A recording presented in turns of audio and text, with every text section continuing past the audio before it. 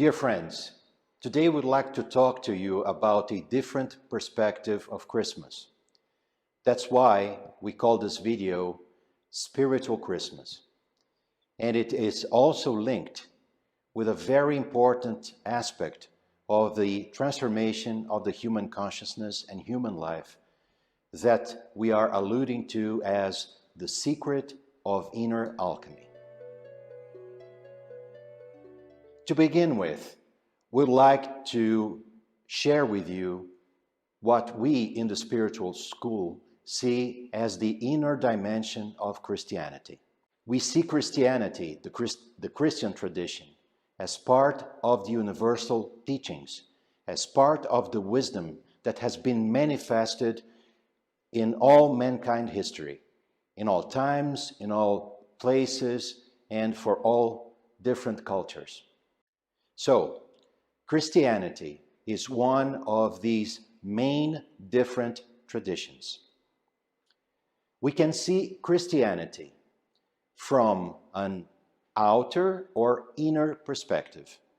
That's why we are using in this presentation those two terms, exoteric and esoteric. It means the outer, the external aspect of any tradition, and the inner meaning or the inner aspect of any tradition that belongs to the universal teachings, as Christianity does. So, speaking now about Christmas itself, we can see it as the symbol of the birth of light in the world, or the birth of light for all mankind. And we know the history, we know the traditions of Christianity, the very, very beautiful and insightful traditions that bring important symbols for us to understand from the traditional and historical standpoint. But there is also the inner dimension of Christmas. And the inner dimension of Christmas point to the symbol of the birth of light in the human being.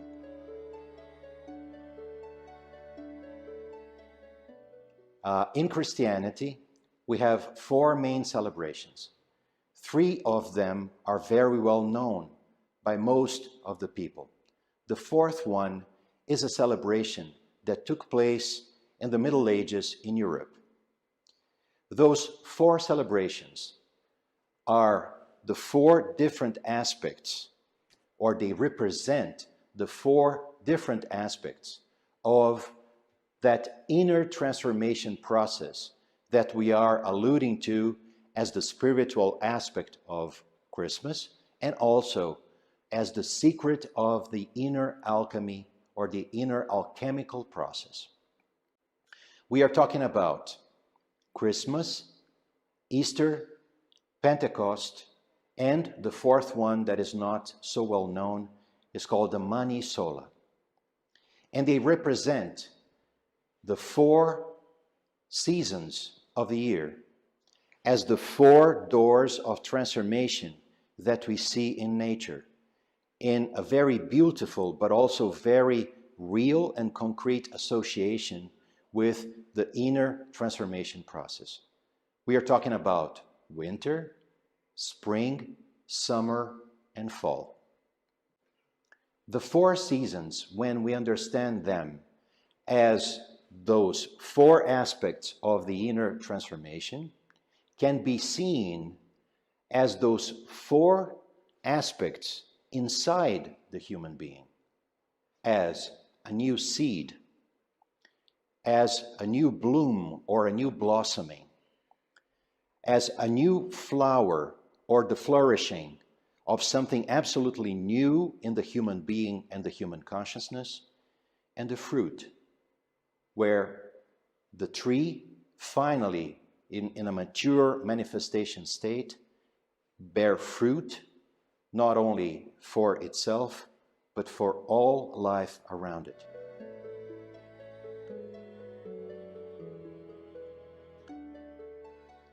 We can see as well those four aspects in direct correlation with the four classical aspects of alchemy.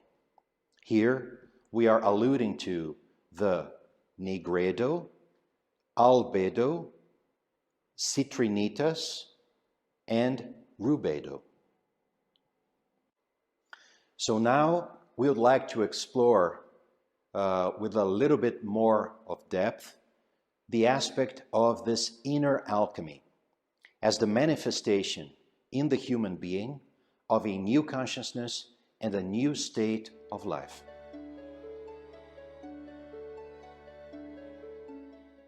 We can see the Christian tradition with its roots in the Hebrew tradition, also with its sources in a much deeper source, the Egyptian culture. So it's very easy for us, because of the history of those cultures, to see a thread of the symbolism that lies underneath all those traditions. We'll try to give you just one small example so that you can see the parallel of those symbols. There are four main characters from a narrative perspective in the Gospel. Of course, the Gospel is a marvelous book with an extremely deep and spiritual tradition filled with very meaningful characters. Here we'll try to allude just to the four main ones from the inner narrative process perspective. We are talking about Herod, John the Baptist, Jesus, and Christ. And what we would like to add right now is that those four characters from the esoteric Christianity perspective, in other words, from the inner transformation process perspective, they are four different aspects of the same consciousness, in other words, of the same human being. So, they indicate that we start off with a certain state of consciousness, and with this inner process of transformation, we go through several spirals of transformation. Those spirals of transformation can be seen in the Egyptian tradition, in a very special place in the temple of Abu Simbel, at the very southern border of Egypt in our days. At the very last wall, the deepest chamber of this temple, we can see four statues that represent four different characters. Ptah, the Lord of Darkness. Then Ramses, the Pharaoh king. Sitting by Ramses, we can see Ramses himself in the shape of Osiris, the god Osiris, that represents immortality. And sitting by Osiris, or Ramses in the shape of Osiris, we can see Horus. That is the hawk god that represents the spirit itself, the highest power of ideation in the entire universe. So those four statues, or those four figures, they have a direct correlation with the four main characters of the Christian gospel. And now we would like to talk a little bit about the meaning of those four main characters from the perspective of the inner transformation process.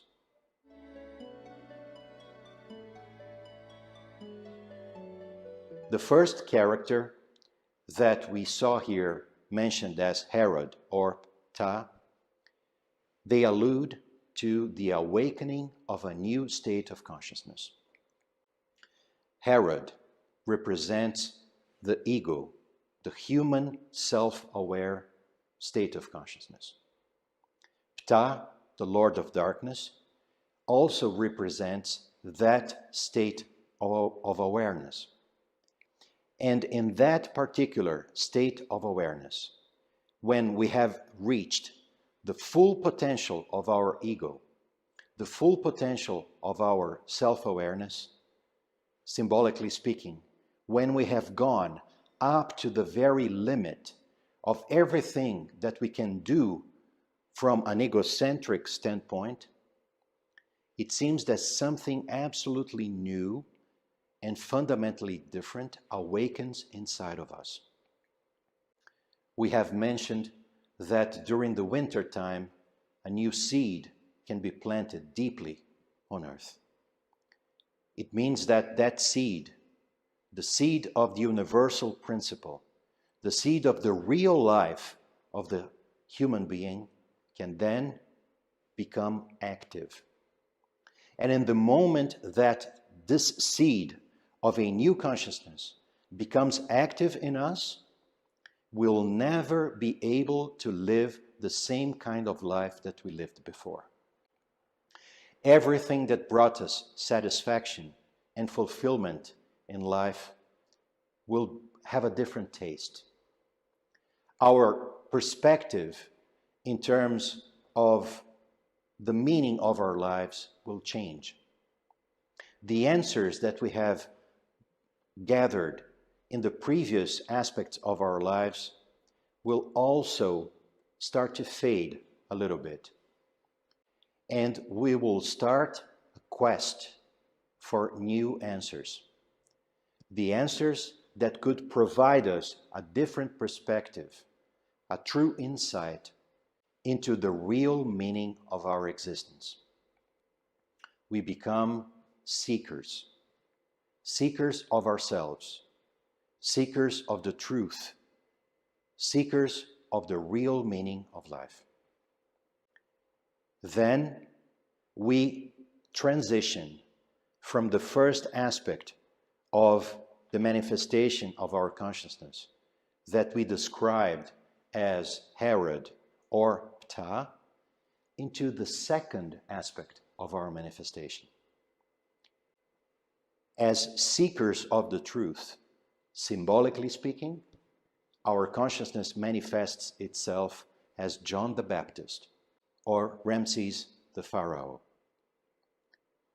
That transition means that we start to walk on the desert of life because we start to perceive a life without the understanding of its true meaning as a desert. It doesn't matter if we are rich or poor, if we are healthy or not. We continue to live our external life the best we can with all the love and care we can for all others around us. But inside, it is as if we were walking on a desert.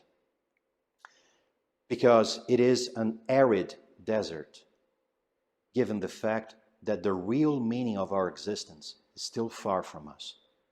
But we walk, we continue our inner path, and we seek. And we go up to the very limit of our own consciousness. That very limit of our own consciousness is symbolically represented in different traditions as, rivers or the sea or the ocean. So in the old Egyptian tradition, we can see that limit as the Nile, with the eastern border or the western border that relates to the land of the living and the land of the dead. The Hebrew tradition talks about the Red Sea and the crossing of the Red Sea. The Christian tradition talks about the Jordan River. And in more modern terms, more recent terms, we also saw the Atlantic and Finisterre at the very end of the path of Santiago de Compostela as that limit.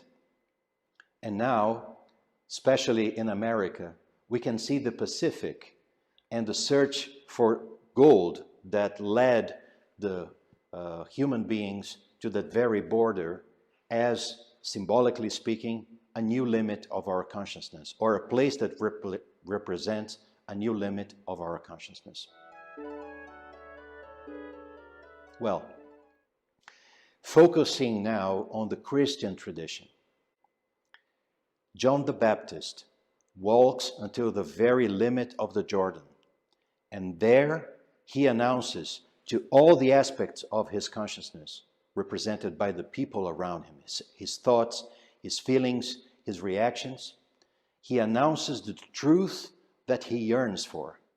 So John finally sees, at the very border of the Jordan, he sees the truth that he has yearned for such a long time. That truth, symbolically speaking, is represented by Jesus. So John sees this much higher state of awareness, the state of awareness of a human consciousness touched and enlightened by the manifestation of the universal principle in itself. He sees his very own and other half coming into his direction. And the encounter of John and Jesus in the middle of the Jordan, it means beyond the limit of his old state of consciousness, is represented by the touch of a dove. The touch of a dove in Jesus on his head, representing that the spirit is already connected with that particular state of consciousness. That is the third state of consciousness, designated by Jesus or by Ramses in his divine form as Osiris. And this state of consciousness then starts an entire revolution inside the human being, represented by the change in the 12 magnetic forces that drive human life, symbolically speaking, the 12 disciples, by a series of quote-unquote miracles with miraculous cures of the blind, of the crippled, and even the resurrection of the dead.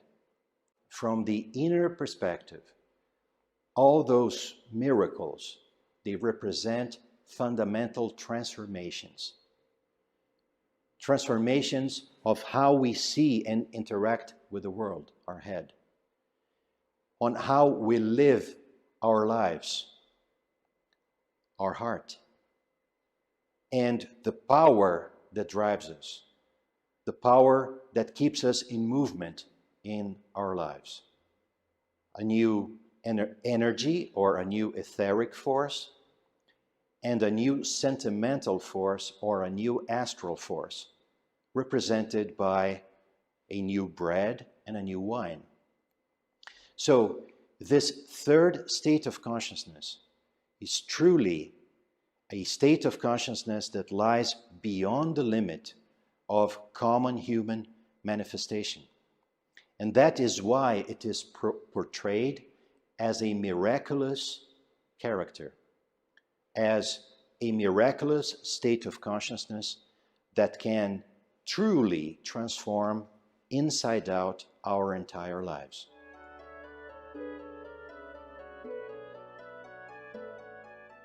And when this third state of consciousness has gone his entire path of transformation of all the aspects of our existence, then a fourth state of consciousness, represented by the Christ or Horus itself, that represents also the spirit, then this fourth state of consciousness takes place.